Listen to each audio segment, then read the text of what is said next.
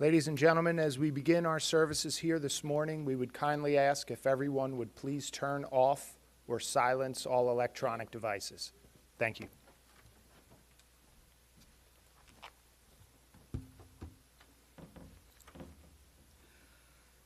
Esainayel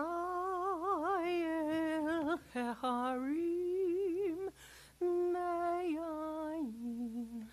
meyayin yavo Ezri meim Adonai Ose shamayim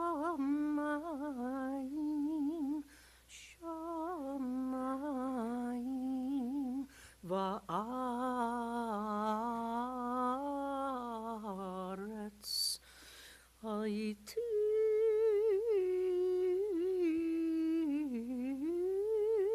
lamot raglecha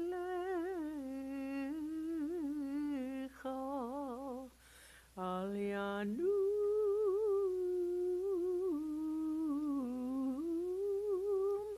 shomrecha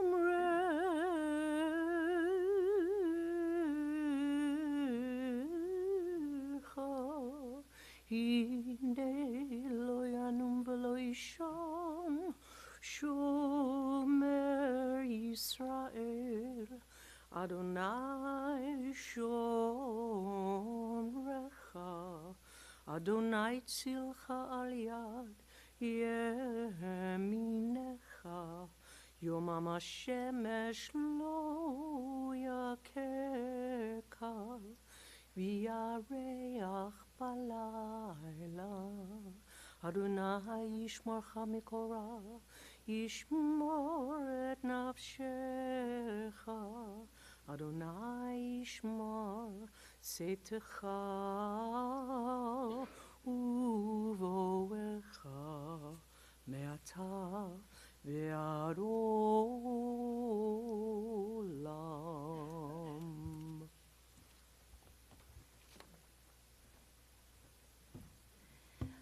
I lift my eyes to the mountains. What is the source of my help? My help comes from Adonai, the maker of heaven and earth. God will not let your foot give way. Your protector will not slumber. See, the protector of Israel neither slumbers nor sleeps. God is your guardian. God is your protection at your right hand. The sun will not strike you by day, nor the moon by night. God will guard you from all harm. God will guard your soul, your going and your coming, now and forever. And as we join together this morning, we stand shoulder to shoulder with Joyce's family, and we pause for a while to sit with our own memories of her as we bring even more honor to her memory and as we celebrate her life. We turn to the words of the Psalms that provide us with messages of comfort, along with God's abiding love and presence. If you'll join me in the recitation of Psalm 23. The Lord is my shepherd, I shall not want. He maketh me to lie down in green pastures. He leadeth me beside the still waters. He restoreth my soul. He guideth me in straight paths for his name's sake. Yea, though I walk through the valley of the shadow of death, I will fear no evil, for thou art with me. Thy rod and thy staff, they comfort me. Thou preparest a table before me in the presence of mine enemies. Thou hast anointed my head with oil. My cup runneth over. Surely goodness and mercy shall follow me all the days of my life, and I shall dwell in the house of the Lord forever.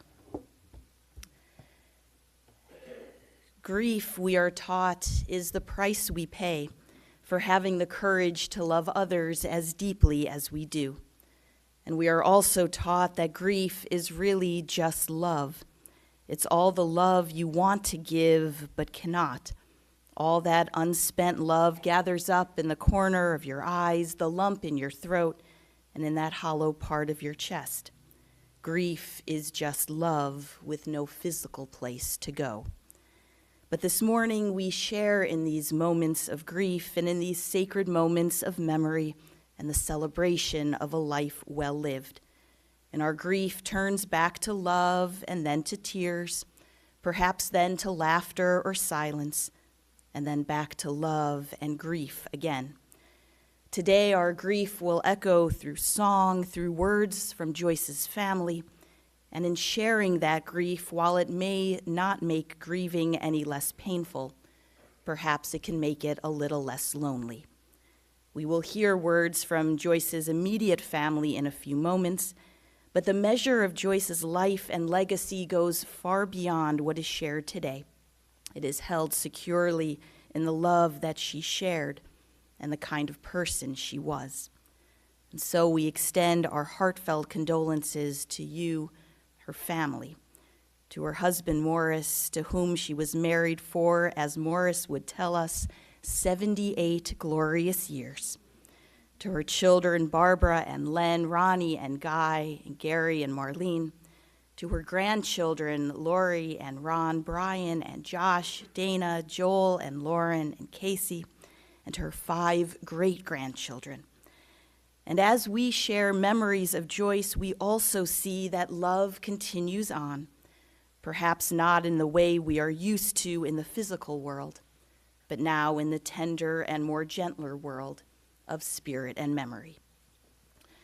Summing up a life in a short eulogy often seems impossible, and all the more so standing up here today remembering someone who lived over 96 years and filled each one of them with love. While her family will share more of her history and the details as only family can, as I spent time with many of you yesterday, what kept coming up over and over again were the various ways that Joyce, your mom, your grandmother, was there for you. Joyce was a traditional homemaker. She was home with her kids after school. Lunches were always packed, snacks always prepared. And you spoke about how the 5 of you would sit around the dinner table each evening just talking about your day. Joyce was also supportive and proud of her family. And even when she didn't always understand exactly what you were doing or why, her support never wavered.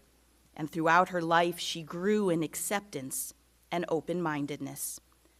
But Joyce was also strong in her opinions.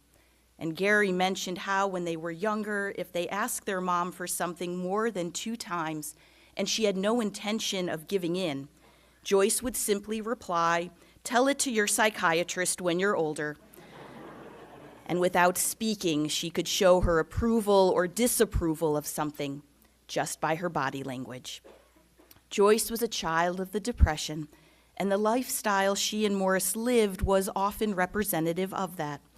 As Marlene joked, Joyce would often reuse plastic bags, but always deny doing it, until the one time she brought over pictures for Marlene, and Marlene found broccoli florets at the bottom of the bag.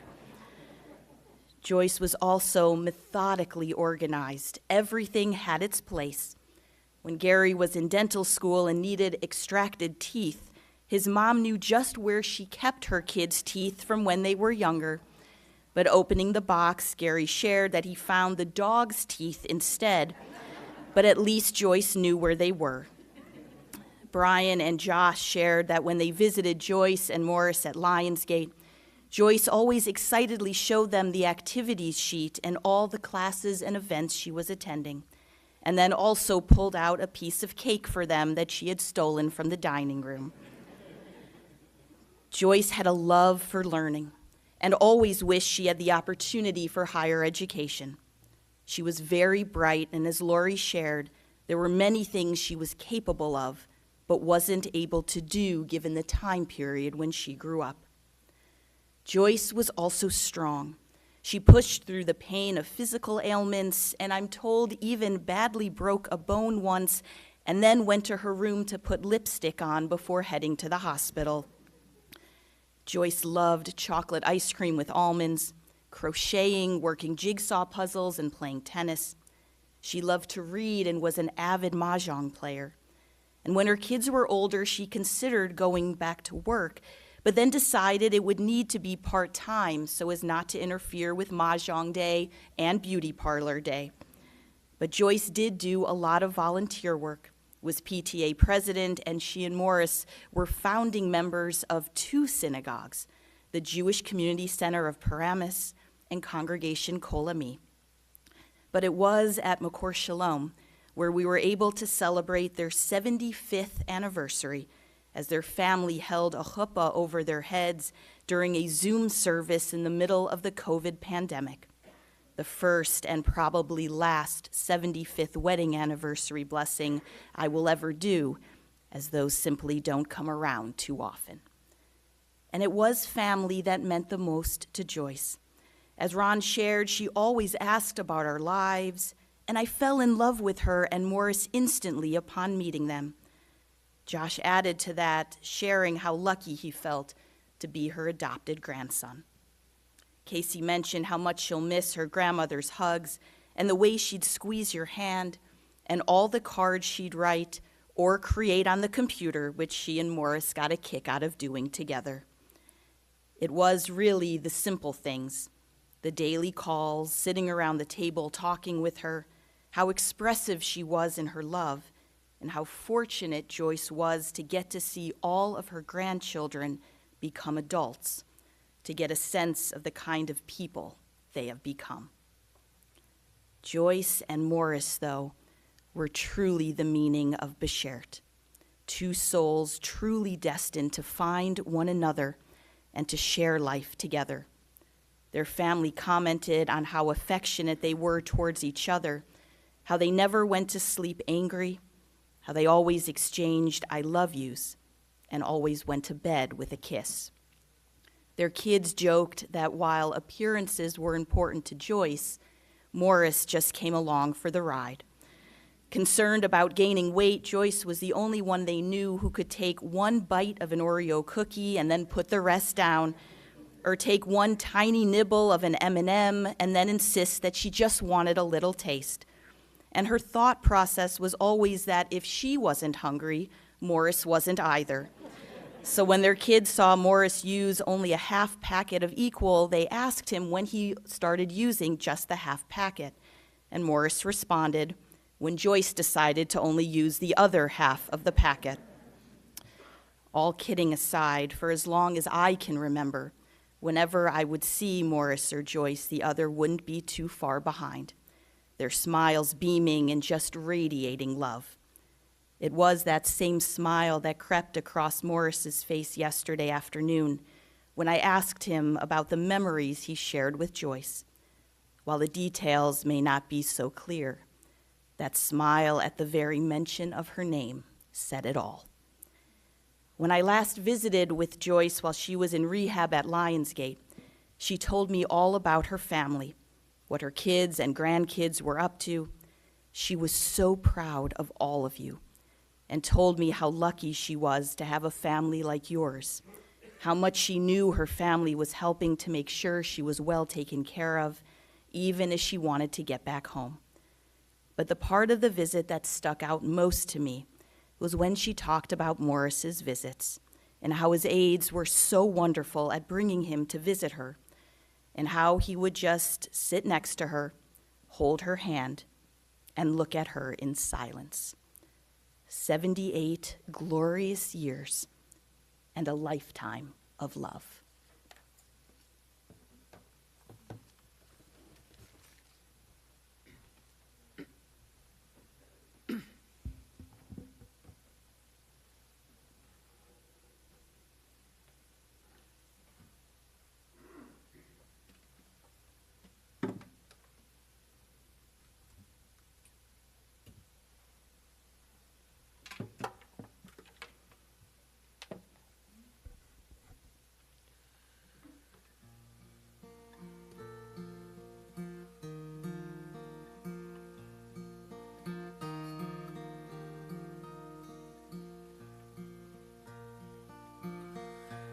Shadows falling and I'm running out of breath.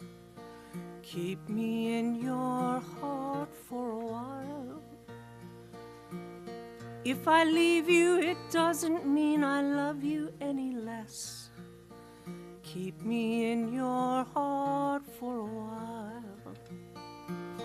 When you get up in the morning and you see that crazy sun, keep me in your heart heart for a while.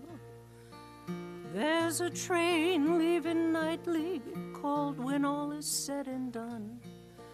Keep me in your heart for a while.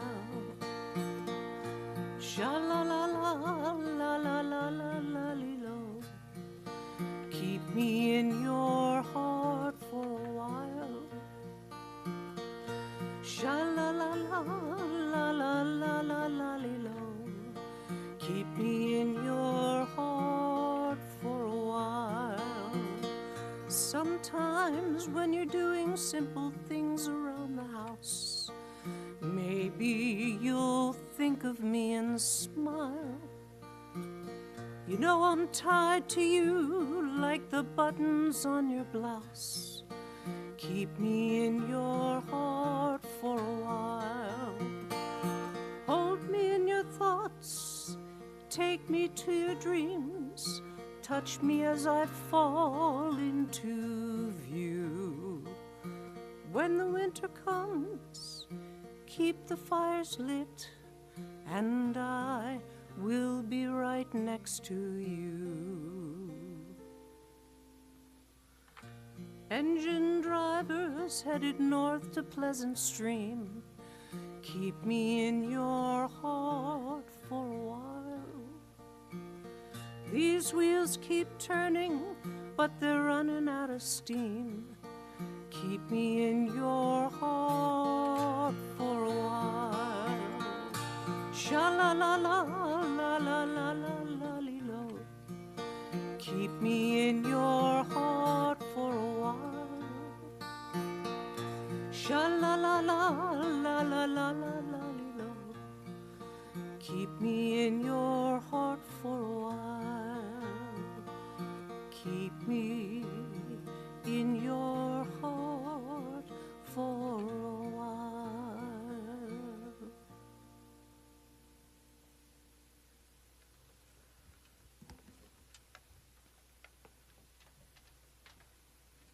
We now invite forward Lori and then Gary to share some family memories.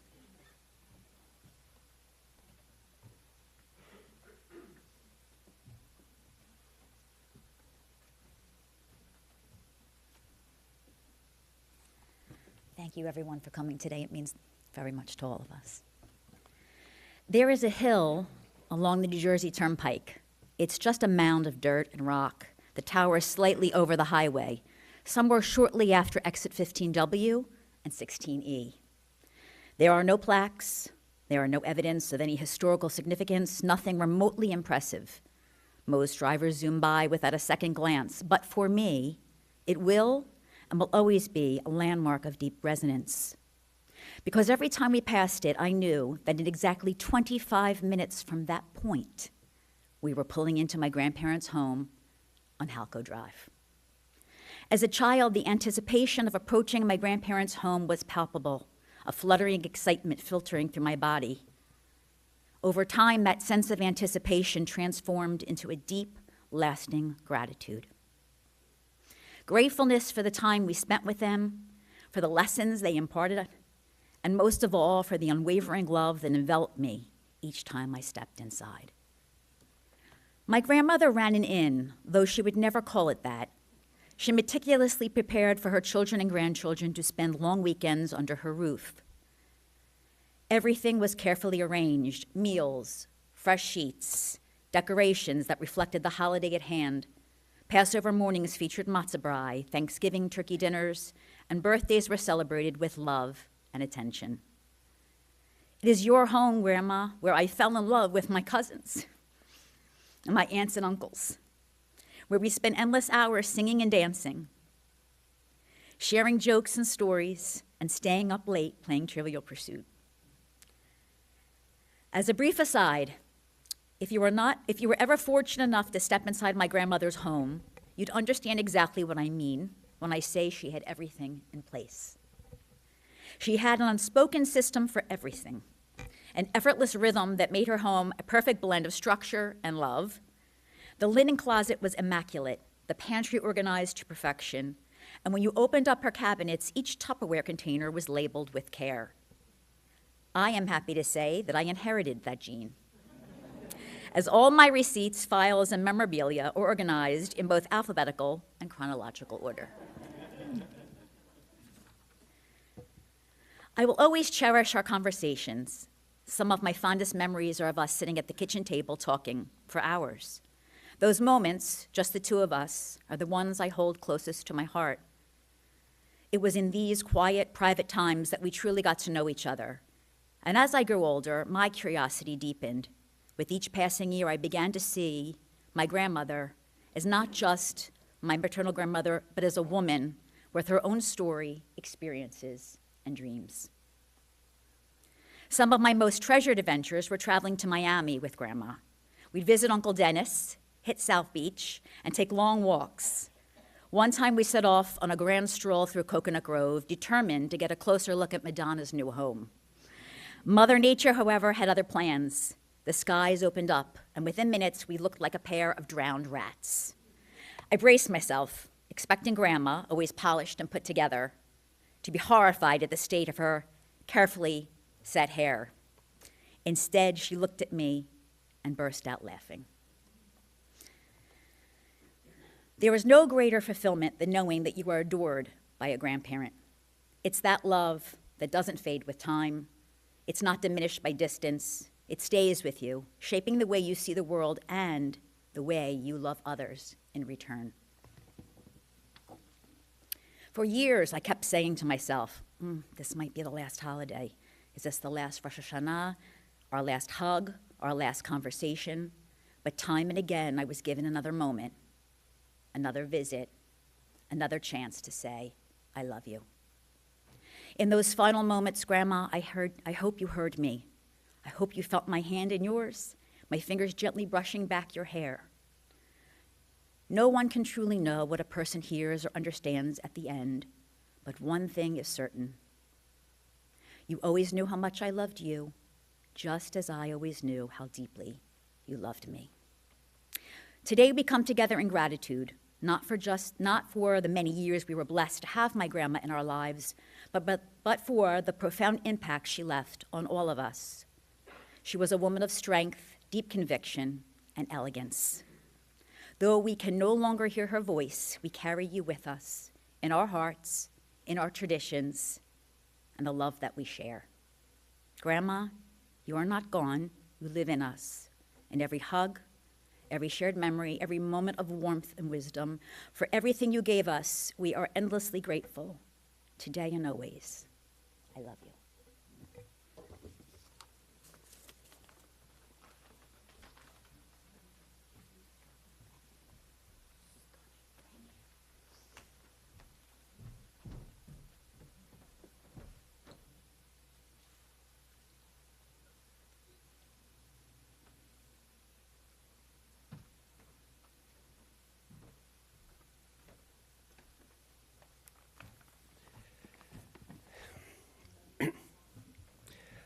I would like to thank everybody here for the comfort and the support that you've given to me, to my family, for being here today.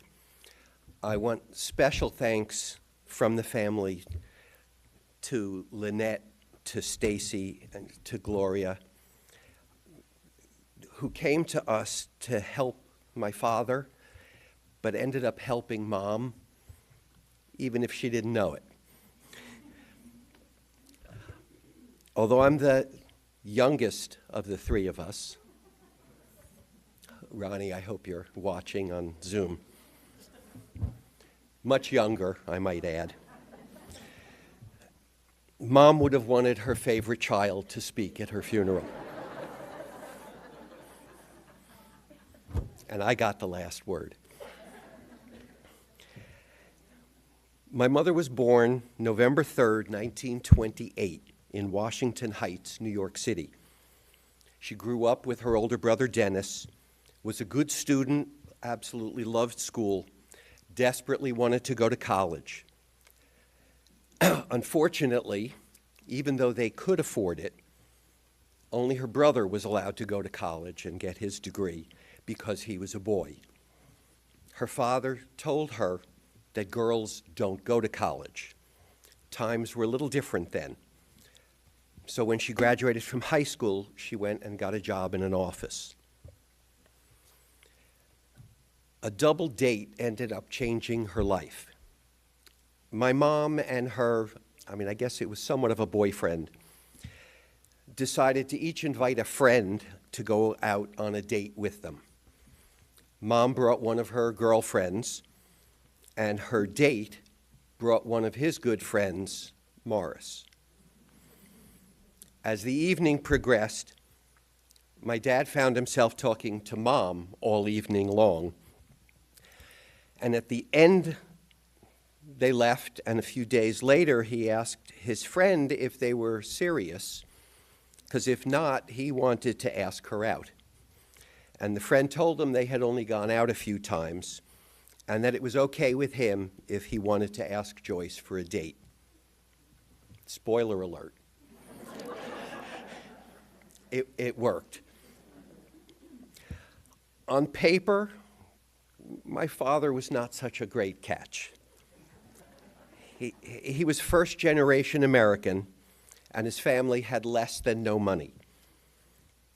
Mom, for example, had never seen an icebox till she met my father. He was 6 years older than her, and after completing his service in the Navy in World War II, was honorably discharged, but with a disability.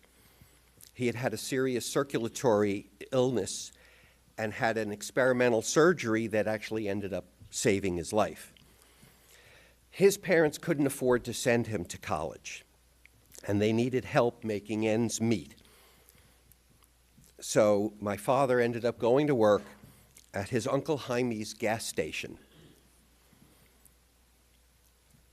Mom's brother, Dennis, and her father were not too thrilled with the fact that this poor, disabled, uneducated, older gas station attendant veteran wanted to marry into the family. And if all that wasn't bad enough, he was from New Jersey. They told her that she was too young and that the marriage would not last. Spoiler alert again. They planned a June wedding in 1947. It wasn't easy to find an apartment after the war, so when one was going to become available in January, they jumped at the opportunity. Couples did not live together back then, so they moved up the wedding to January. In the long run, my father's hard work and his charm won over both Dennis and my grandfather. Mom became a homemaker, raised the three of us in an environment that really would have made Donna Reed proud. We grew up it was a TV-like suburb of Paramus. Mom was your typical 1950s housewife. She cooked, cleaned, looked after the kids. She always volunteered. She was class mother when each of us were in elementary school. When I was a Cub Scout, she was the mom that picked up the Dixie cups for the monthly meeting. She went to the PTA meetings and ultimately ended up being president of the PTA when I was in high school. Education was a priority for her. She wanted to be sure that unlike her upbringing, her children were all going to get a college education. When we were young and kind of unappreciative of things that we had, my parents would drive us into New York City, and they would go through the Bowery so that we could see people who were less fortunate than we were, and we could see them begging on the street. Typical of Jewish mothers, she would say, "See, this is why you get a college education." My grandmother, Lillian, Mom's mom, passed away at the age of 56 from bacterial endocarditis. My mom was only 35 at the time. I was 7. I'll let you do the math to figure out Barbara and Ronnie's. We were so lucky that Mom was here with us as long as she was, so that not only her grandchildren, but also most all of her great-grandchildren are able to love and remember her. My mother's Hebrew name, Tzipporah, means small bird. Like many Hebrew names, it has a meaning that reflects qualities that parents hope their children will embody. Her name emphasized grace, lightness, and the ability to move quickly. When I was a young child, I could always tell when an alteration was needed in the dosage of my mother's thyroid medication. Her ability to move quickly caused her to vacuum faster than the speed of light. Scholars might say that her biblical name may have been an accurate predictor of her pharmaceutical needs. On the other hand, her American name, Joy, needs no Talmudic analysis. She and my father have been role models in showing us what it takes to make a great marriage.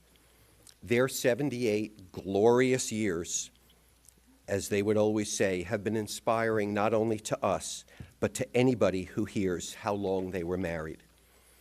It's our responsibility now to carry on the example of the unending love for her family, and especially for her partner in life, my father. I thought that this would only be a sad day, but I'm actually so grateful to have had her as an important part of my life for so long. I want to think, as we've said, is this is more of a celebration of her life. She'll always be with me. I think of her whenever I see something that she liked. Schnauzers. She would have been happy to know that the most recent Westminster Kennel Club Best in Show was a giant Schnauzer. So when I see a Schnauzer, I will remember her. When I see a leopard, I will remember her. When I see a cheetah, I will remember her. When I see a lion, I will remember her. Basically, any wild cat. When I see a Ziploc bag, I will remember her. When I see any food with freezer burn, I will remember her. When I see a black banana, I will remember her. When I see Tupperware, I will remember her. When someone answers for my father, I will remember her. And when her words come out of my mouth, especially the things I vowed I would never say, I will remember her. For as long as I live, she too will live, for she is now a part of me. I shall remember her.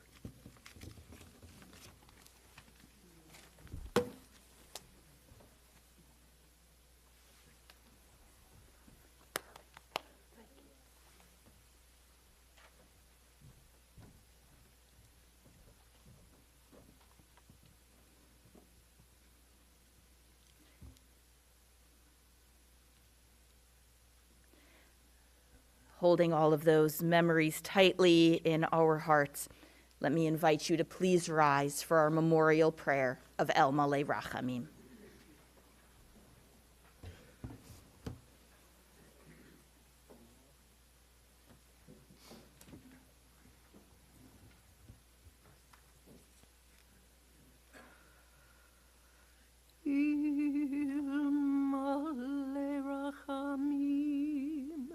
שוכן במרומים, המצא מנוחה נכונה, תחת כנפי השכינה, עם קדושים וטהורים, כזוהר הרקיע מזהירים. את נשמת ציפורה בת יואל ובלומה, שהלכה לעולמה.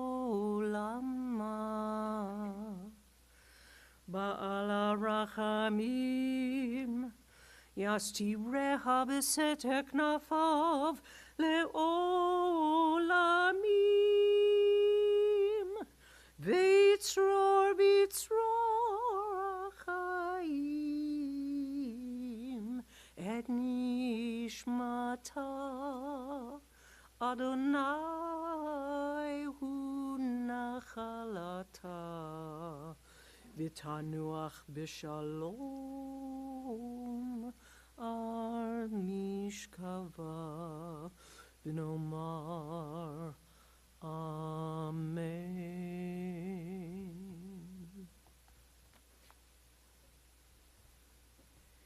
Compassionate God, eternal Spirit of the universe, grant perfect rest in your sheltering presence to Joyce Dworkin, who has entered eternity. O God of mercy, let her find refuge in your eternal presence and in the shadow of your wings. Let her soul always be bound up in the bonds of everlasting life. God is her inheritance. May she rest in peace. And together we say, Amen. Please be seated. Entombment will follow our chapel service at Locustwood Memorial Park in Cherry Hill. Following, the family will be observing Shiva for the rest of today, tomorrow from noon until 4 and from 6 p.m. on, and Friday from noon until 4. Shiva Minyan services will be held this evening and tomorrow evening at 7:30.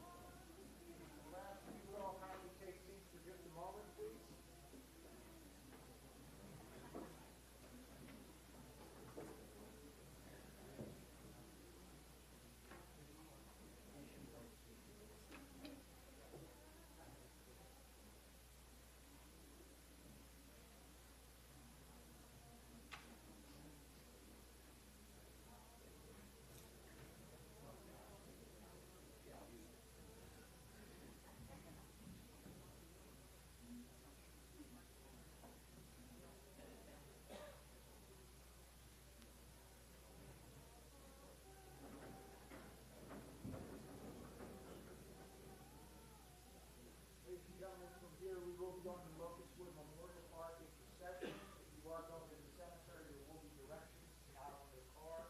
You can just follow those. There's also the information for Shiva as well. Please take care, be well, and